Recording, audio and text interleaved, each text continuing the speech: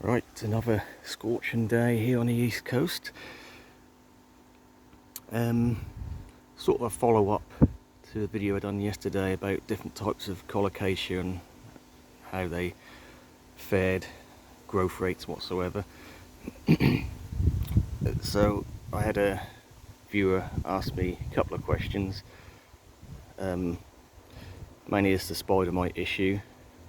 I mean, I've never had an issue with spider mites outside before. Normally the natural humidity and no natural predators whatsoever, they tend to not be too much of a problem, spider mites outside. But this is another clump of colocasia I've got, which is in my centre bed, and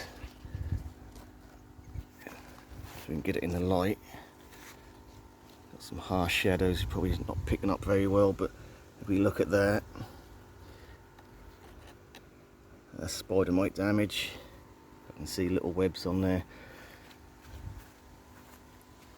So I mean, these ones have grown to a reasonable size leaf, probably pushing about 20 inches or so. But yeah, again, the spider mites. So the question is, how do we get rid of them? Well, I'm not one for using chemicals in the garden. I try and avoid it as much as I can. But again, we can see it even here on this banana leaf, covered in spider mites. I don't know how well that's picking up. And again with the colocasia leaves here, evidence of spider mite damage all over. So really, I mean, we know that they like hot dry, so what I would tend to do is, I would tend to do, I mean, I haven't been doing it, but I will start now, albeit very late in the season. Just get the old garden hose on it, set it to a fairly strong shower setting, if you've got different settings on your hose head or whatever, and try and blast them off as much as you can. And if you do that every day, I suppose hopefully that should get rid of them. But the note is not to do it in the blazing sun, obviously, because you could burn the foliage. So I would say, evening, or probably evening's best. Give them a real good blast down every day. I'm sure that would sort out the issue. So that's what I'm going to start doing at this point, because so that's not even funny, the fact that we just never had this issue before, and it's just down to the pure heat and dry we've had this year. I mean, I really don't like blaming everything on the weather.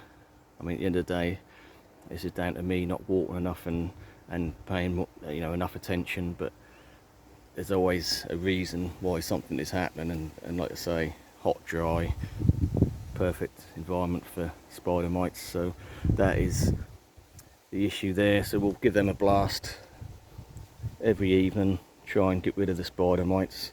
I know it's only going to wash them off, but hopefully eventually they should get rid of them, hopefully. But I mean, at the end of the day, not all is lost.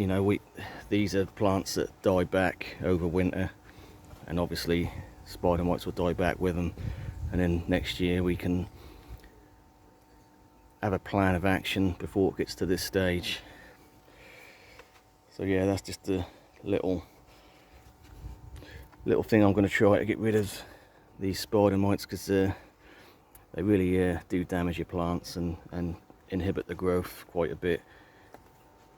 And like I say, these aren't small leaves, but they're definitely not got to their full potential due to the spider mites.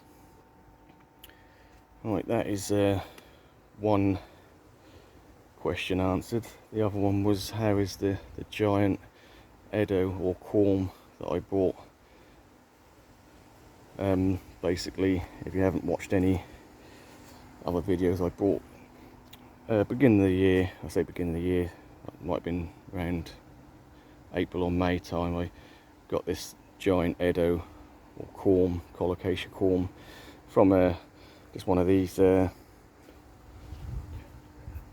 of I don't know whatever you want to call them, Asian supermarket type place in town, and this corm was the size of a coconut. It's massive, and I thought, well, we've got nothing to lose. It weighed in at nearly 2 kilos, so that's how big it was. And we started off indoors to give it a good start. It started with one growth straight out the top, and looked quite promising, but that soon died off, and we had lots of little side shoots. So this is what it looks like now. So this is quite small leaves. They have got a little bit of colour in the centre there, but tiny.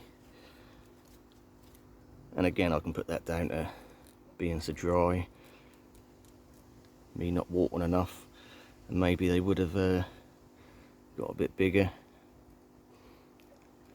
But so again, we've always got next year. Every year we learn from our mistakes and try and correct them and do better. So that is the update on the giant corm, which didn't come to any giant leaves, just lots of little small leaves. Right, thanks for watching.